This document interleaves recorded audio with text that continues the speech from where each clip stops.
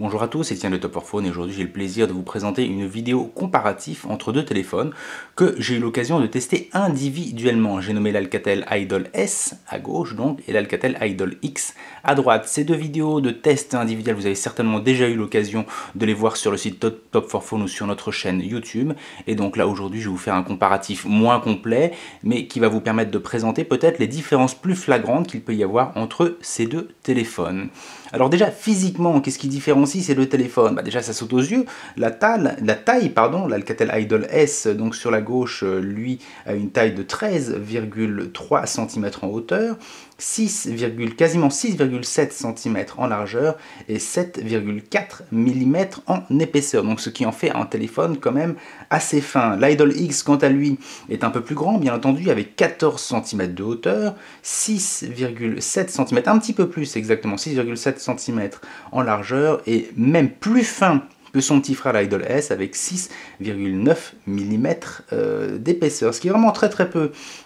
Chacun ont des poids aussi très légers, de toute façon un petit peu différent mais très léger. L'Idol S est à 110 grammes sur la balance et l'Idol X est à 130 grammes. Donc je vais manipuler un petit peu devant vous pour que vous puissiez voir la différence.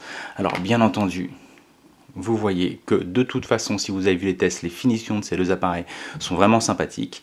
Une qualité de fabrication qui est vraiment bonne. Comme vous pouvez le voir, donc l'Idol X, enfin on ne le voit pas forcément d'ailleurs, mais un petit peu plus fin que son petit frère l'Idol S. Sinon, par rapport à l'arrière, vous voyez que le design est très similaire, donc quelque chose, on en a déjà vu, de soigné, de bien fini, d'étudié, quelque chose de classe, ne serait-ce que par le revêtement, donc l'Idol S, donc sur ma gauche, qui a un revêtement soft touch, qui recouvre également les bords des téléphones, si vous pouvez voir ici. Voilà, là je crois que comme ça on voit bien. Et l'Idol X, donc sur la droite, le rouge bien pétant, qui lui a une finition soft touch aussi, mais qui fait un peu plus plastique, peut-être un peu moins bien fini en tout cas au niveau du toucher que son petit frère, et un revêtement donc qui ne couvre pas les deux côtés du téléphone.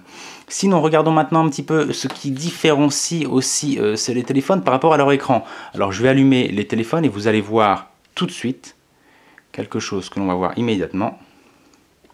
Ça va être notamment, au-delà de la qualité, c'est la colorimétrie et la luminosité de ces deux écrans. Voilà, alors tout d'abord, qu'est-ce qu'on peut dire sur ces deux écrans? Eh bien écoutez, l'Idol S, lui, est un écran de 4,7 pouces IPS HD en 720p, donc c'est pas du Full HD, c'est du HD Ready, alors que l'Idol X, le grand frère, est un écran plus grand de 5 pouces, IPS lui aussi, mais Full HD, donc du 1080p. Donc au niveau de la colorimétrie, vous pouvez voir que l'Idol S a peut-être quelque chose d'un peu plus, je ne vais pas dire fade, mais avec des couleurs un peu plus pastel, moins soutenues, moins flashy, alors que l'Idol X, lui, a non seulement un écran plus grand, bien entendu, mais une colorimétrie beaucoup plus soutenue, avec des couleurs beaucoup plus profondes. Alors maintenant, est-ce que c'est bien, est-ce que c'est mal? Pour moi, je pense que c'est une question de choix. Tout simplement, je vais manipuler à nouveau les téléphones pour vous les montrer.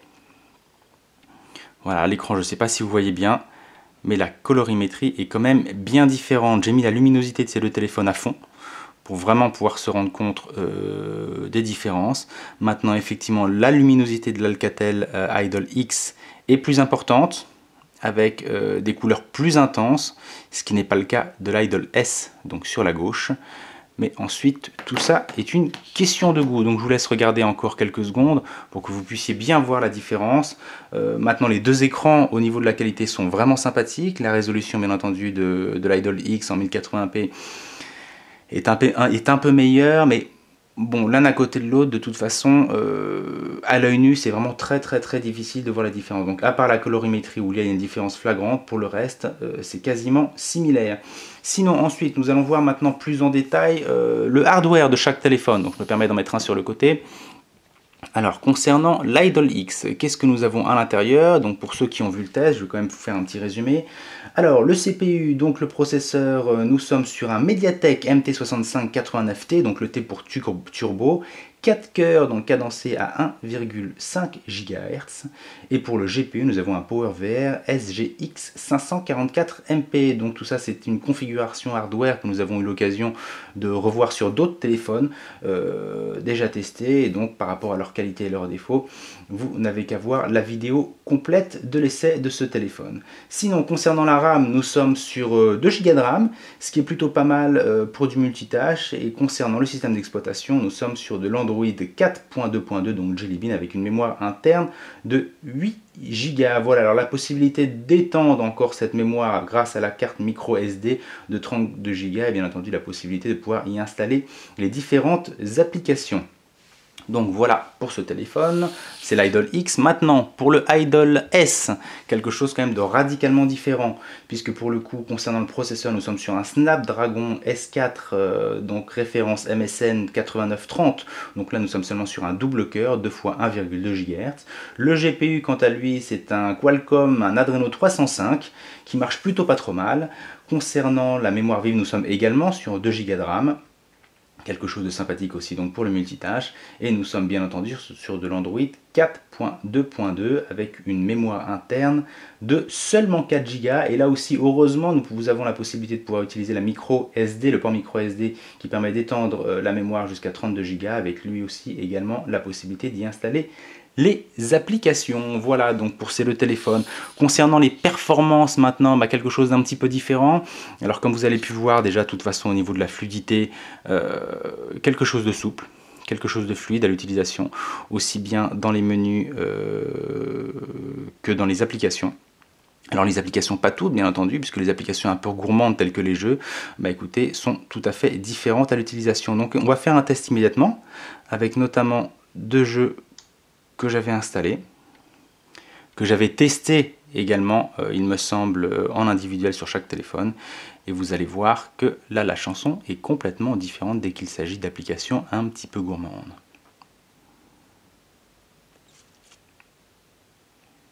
Donc là encore, on voit bien la différence au niveau des couleurs et au niveau de la luminosité. Ça ne veut pas dire non plus que c'est bien ou c'est pas bien, c'est une question de goût tout simplement, mais quelque chose d'un peu plus pastel, d'un peu plus...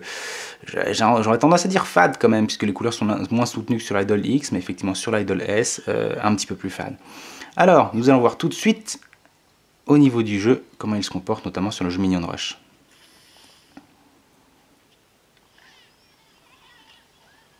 Alors, vous pouvez déjà voir immédiatement qu'il y en a un qui saccade beaucoup plus que l'autre. Ah, j'avais pas prévu ça, comment est-ce que je vais jouer avec 2 téléphones là, ça va être sympathique. Et ben voilà, vous voyez, ça a été quand même très rapide.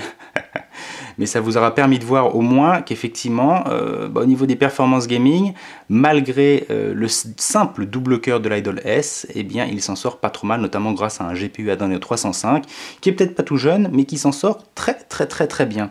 Voilà, sinon rassurez-vous, à part quelques applications, mais pour là encore, je vous renvoie vers les tests complets de ces le téléphone Idol S et l'Idol X. Ils s'en sortent vraiment très bien.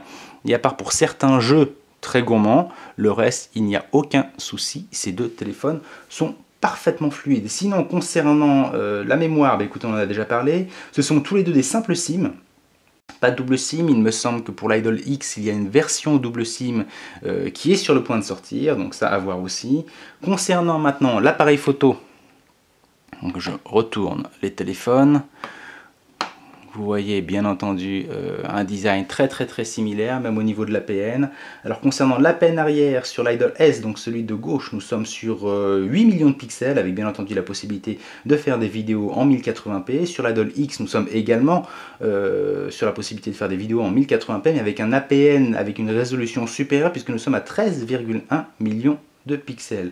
Concernant l'APN frontale ensuite, sur le S, nous sommes à 1,3 million de pixels, et sur l'Idol X à 2 millions de pixels.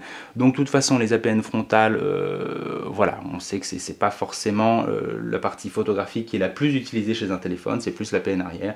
Donc de toute façon, 8 millions pour le S et 13,1 millions pour le X, ce sont de toute façon des résolutions largement suffisantes pour pouvoir vous permettre de vous amuser. Sinon, concernant le réseau, alors, quelque chose d'assez différent aussi entre ces deux téléphones, puisque bien entendu tous les deux ont la H+, donc de la 3G avec 42 Mbps. Par contre, la petite différence, c'est que l'Idol S, lui, va pouvoir vous faire bénéficier de la 4G LTE. Et oui, voilà, par rapport à l'Idol X, il lui se contente de la 3G, ce qui est déjà pas mal. Donc voilà, je vous avais prévenu, ce serait une vidéo un petit peu courte, essentiellement pour vous présenter les différences qu'il peut y avoir entre ces deux téléphones. Ce sont deux bons téléphones de toute façon, qui remplissent bien leur office, il n'y a aucun souci. Donc voilà, surtout si vous voulez plus d'informations, n'hésitez pas à aller voir les vidéos individuelles, les tests donc individuels de chacun de ces téléphones. En attendant, moi je vous dis à très bientôt pour le nouveau test. Salut!